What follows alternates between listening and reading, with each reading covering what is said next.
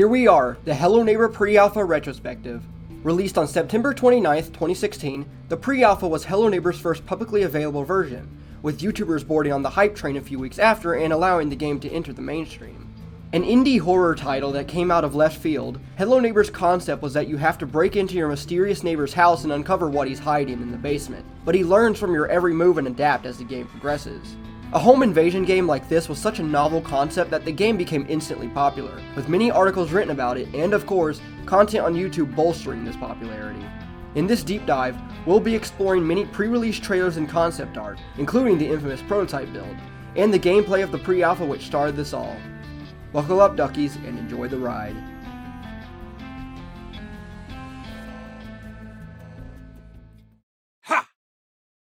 As stated prior, I've decided to consider the prototype build and announcement trailer pre-release media relating to the pre-alpha, as I know many fans of the game will love to hear me talk about that. Plus, our gameplay segment won't be too terribly long, as you can't expect much content from our pre-alpha of all things. So, let's not begin with the announcement trailer, because there is something that predates even that. I am talking about nothing other than a DevGamm animation. Shown at the eponymous DevGamm developer conference, this is the earliest Hello Neighbor media you can find on the internet, dating back to the ancient year of 2014. It is a textureless 3D animation of what the game could be like, as opposed to a playable build, though this retrospective series entails us reminiscing upon all of Hello Neighbor's history, so I believe it's only right that we start here. The animation begins with the protagonist looking through their neighbor's home with binoculars, after which they make their way across the street. They check both sides of the road for cars and press forward, where they then peer through a window upon reaching the front yard. They turn on the lawnmower with their unusually bulbous hand and make their way inside, where they take a right and grab a remote. A red neighbor comes down the stairs as a lawnmower hits his car, causing the alarm to go off and prompting him to investigate. The protagonist then heads upstairs, where they are spotted by the neighbor, who follows them to the bedroom. They move a container in front of the door as the neighbor struggles to open it. They believe they are safe, but suddenly, the neighbor crashes through a window behind them, initiating a chase sequence. The neighbor eerily pursues them with no animation as they hasten back downstairs, but before they can leave, the neighbor blocks the front door with a box, leaving them no choice but to head into the living room and then the garage. Upon arrival, the neighbor closes the garage door and lunges at the protagonist as the screen cuts to black.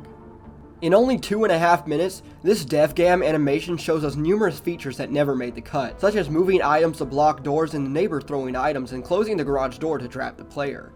An interesting watch for sure, but let's proceed to the far more famous announcement trailer. Boasting a staggering 3.2 million views, this video begins with the neighbor boarding up the basement door, with the shot switching to him placing the key on the dining room table. We then see him drop the hammer in a storage room and bust a light bulb, after which the Hello Neighbor logo appears. We then go to the player's perspective, who walks over to the window on his left and then tries to open the front door, which is locked. They grab a tomato and lunge it at the window, hiding around the corner thereafter as the neighbor comes to investigate, swearing in frustration. The player hastens inside into the dining room, where the neighbor, who was cleaning the window, nearly spots them, prompting them to go back into the room with the light that the neighbor busted. To illuminate the room, they replace the bulb with one in the hallway and grab the hammer. As the player is making their way out of the room, they hear the neighbor coming by and retreat back into the darkness. An eerie piano note is heard as the neighbor walks past, and to cause a distraction, the player turns on the TV and hides in the cupboard. They rush into the dining room and grab the key, but the neighbor spots them and gives chase. In a frenzied state, the neighbor gives it his all to apprehend the player, which includes breaking through his own window and cutting them off. As they and the neighbor exchange glances, the player runs back and breaks the storage room window, jumping through. They notice a stack of furniture is now blocking their way to the dining room, and as they pull on this wardrobe, the chase music suddenly ceases. With the basement door right behind them, the player begins prying off the boards, but the neighbor's hands cover their face and he pulls them back. The scene switches to inside of a grave, where music sets in as the neighbor buries the player alive.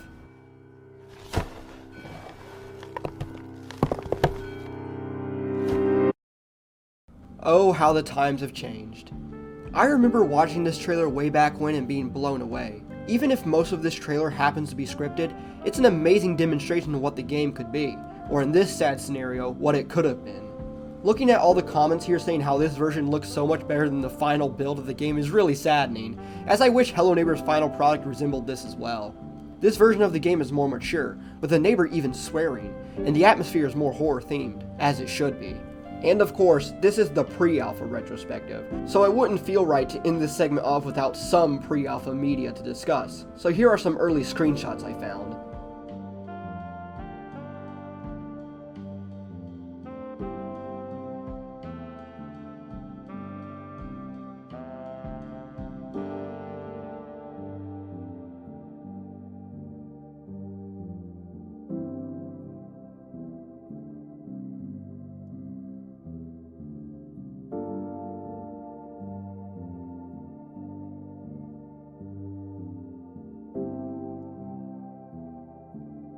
Now, with our business here done and dusted, let's get to the gameplay. Ha! We are thrown straight into the gameplay as the pre-alpha lacks any intro cutscenes or tutorials. We are spawned in our tiny house's only room, the bedroom, on a dark night. Across the road, a red light is emanating from our neighbor's basement, prompting us to investigate. Upon entering the home, this eerie ambiance sets in which petrified all who played this for their first time. And when we approach the door, the neighbor suddenly appears from behind and apprehends us. The game formally begins now, and thanks to that little sequence, our objective is clear: get into the basement. You can utilize several methods to distract the neighbor, who is usually watching what I believe to be a Spanish baking advert on his TV in the living room. In fact, many objects that can serve as distractions are found right outside the player's house, such as the radio, TV, and alarm clock. The alarm clock is the most effective of these items, as you can activate it and hide around the corner of the garage as the timer ticks, and as the neighbor goes to investigate, you can run into the house with ease. You can also break or throw a tomato out a window elsewhere in the house, or alternatively, use a TV which will glitch the neighbor, allowing you free reign inside the house.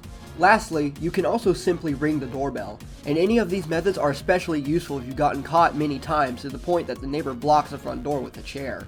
Speaking of the neighbor, he blares that all too well-known, over-dramatic chase music every time he gives chase, hurling bear traps and tomatoes your way. Though he is just as slow here as he was in Alpha 1, he is more of a threat here as the playable field is smaller. And yes, your player still runs faster than Usain Bolt. But again, due to the house's tight corners and corridors, it's easy to be spotted. And once the neighbor catches wind of you, he'll relentlessly chase you down. Even going into the safety of your own home won't help matters, as he'll just stand on the porch and throw bear traps through your window. All in all, this build proves very challenging despite its length, as it shares the same inventory system as Alpha 1 in that all items are reset if you haven't secured them in the player house. Another point of entry is around back, where you will first need to remove this chair from the door. You can also tilt using the Z and C buttons and lean into the door, grabbing the chair that way.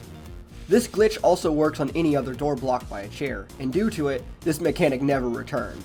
Additionally, there are a few traps littered around the house, such as this camera pointing at a wardrobe in the back and a bear trap in the storage room off to the left. The key to the basement door is found on the wardrobe in the living room, which, as stated prior, is the area which the neighbor spends most of his time. A lockpick is also found inside the wardrobe, but I don't see the point of it as the key is right in proximity of it and has the very same function. Not to mention the key is literally out in the open. Anyways, using any of the previously listed ways to distract him, you must lead the neighbor astray from this room, allowing you to hold down the use button on the lock for a short period until it finishes, as indicated by this green bar. This mechanic builds tension, and it's a shame it was never seen again after this. Next, there are 3 items found about the house which can remove the planks: the hammer in the boiler room and the crowbars in the garage and this cupboard near the back of the house. But there is one more step that involves an item solely unique to this build: the black light. The black light can be found in the bathroom or bedroom, the latter of which is heavily guarded for whatever reason, meaning you'll usually need to jump through this window to get in there. With the black light in hand, if you head to the back entrance and remove this painting, the code will be found: 4785. This code is the same every playthrough, so if you already know it, then this objective can be skipped. And as quickly as your voyeurisms begin, they end. Disappointingly so, as the basement is literally the cupboard under the stairs where Harry Potter lived. But of course, we can't end this segment on an anticlimax as is that. Though simple on the surface, there's actually a lot going on in the pre-alpha house. For starters, there is a room with upside down furniture and a tiny door around back, which can only be entered by prying off these boards on the window and jumping through. Another deathly interesting mechanic which never returned after this build is the house's variations. Yes, the house's layout changes with certain events, such as the nightmare sequence. Upon sleeping or getting caught, there is a chance an eerie piano note will set in. Upon looking outside, a giant neighbor peers down at you and attempts to grab you through the hallway, failing to do so. Frustrated, he then busts open the window and grabs you, where you abruptly wake up from the nightmare. After this little sequence, a bright red light will emanate from the bedroom, which is now accessible through this door. There are plenty of other changes I've noticed while watching YouTube videos, but am unsure of how they come about, such as stacks of items appearing in the hallway, the living room sofa disappearing and being replaced with a chair and cupboard, and I've even heard people say the garage is filled with boxes at times. There's even a change that occurs upon opening said basement door, where a green light appears by a window on the roof, which spawned many theory videos. Oh, and who can forget about that strange burning house on the hill past the map's boundaries? Ha! And so was the infamous Hello Neighbor pre-alpha. I'll be honest, this is perhaps my favorite version of the game, despite its lack of, well, game to be had. As it is a pre-alpha, it's no surprise that it only features one floor of the house and is incredibly short, not even mentioning the lack of an ending. It could be nostalgia doing the talking here, but this build does feature some interesting ideas that we sadly never got to see again, such as the aforesaid blacklight puzzle and room variations, the latter of which I find especially intriguing. It's a shame they never brought any of this back and likely did it to merely test the Unreal Engine 4 blueprints. Imagine if in Act 3, the first floor became more disorderly as you achieved key items and began to unlock the basement, with furniture being flipped over or obstacles becoming more prevalent, such as having boxes fill hallways and block your path. Like many others, I was introduced to Hello Neighbor by the countless Let's Play videos made on the pre-alpha back in October of 2016. TinyBuild had a very simple yet smart strategy in that they emailed various popular YouTubers and basically asked them, hey, invade this Chomo's house in our game. This instantly cemented Hello Neighbor as one of the first sensational phenomena on YouTube, much in the same way Five Nights at Freddy's had 2 years prior. In those times, there was basically no way you could avoid hearing about this game. It was that widespread. And without the publicity generated from all this, the game would have gone under the radar for much longer, I believe. Unfortunately, I was pretty late to the hype train and only got access to the pre-alpha when Alpha 1 came out and it became free for everyone, not just exclusive to those who pre-ordered the game. But man, I was so excited to have finally gotten my hands on it, and I remember goofing around in it in so many ways back when I was a wee 10 years old. With that said, yes, I am somewhat nostalgic for it, but I don't let rose-tinted glasses influence my words in this retrospective series. Objectively, Alpha 1 is better, as that build actually has an ending for starters. In general, it has more content, such as the second floor, and the neighbor is the smartest in Alpha 1. The pre-alpha still maintains a close second in terms of AI though. Something the pre-alpha excels at is atmosphere. While this build failed to even startle me nowadays, the same could not be said when it initially released. Whether it was the average gameplay YouTuber doing their usual and overreacting to everything or genuine fear, the pre-alpha still feels like a stealth horror game even to this day. A marriage of two genres the full game desperately claims to be but simply isn't. The ambiance is executed perfectly, and at times, it even feels like it was ripped straight from a horror movie scene. The ambiance increases in tension the closer you are to the neighbor, and the way they blend together so seamlessly creates a terrifying effect. The art style here is also complementary to the game's theme and doesn't showcase many bright colors, unlike Alpha 1. I desperately wish the full game looked and felt like the pre-alpha, albeit with much needed improvements of course, and may I restate that once again I do love the newer cartoon art style. It's simply that the old one does a great deal of justice for the game, where the new one fails to do so. If the cartoon art style was more Tim Burton-esque, it'd have done the game similar justice, with Alpha 1.5 being its peak in my eyes. The prototype through Alpha 3 had a much more mature presentation, and while the full game hides its dark themes behind the zany, colorful graphics effectively, it just wouldn't compare to how it would have if the game didn't take this horror game for kids approach and became streamer bait, as many people these days like to call it. After all, Hello Neighbor is a capital B business these days. Hell, they even released a new spin-off last month. Welp, apologies that this one took me so long, everybody. I have no excuse for the wait, as this is the shortest entry in the series by far due to the pre-alpha's lack of content. To that, all I have to say is that I took a short break due to burnout, but man, it feels great to finally bring this to its end. Revisiting these alphas was certainly an enjoyable ride, and I feel it's only fitting that we conclude this series with the pre-alpha, the one that started it all. It's poetic in a way, is it not?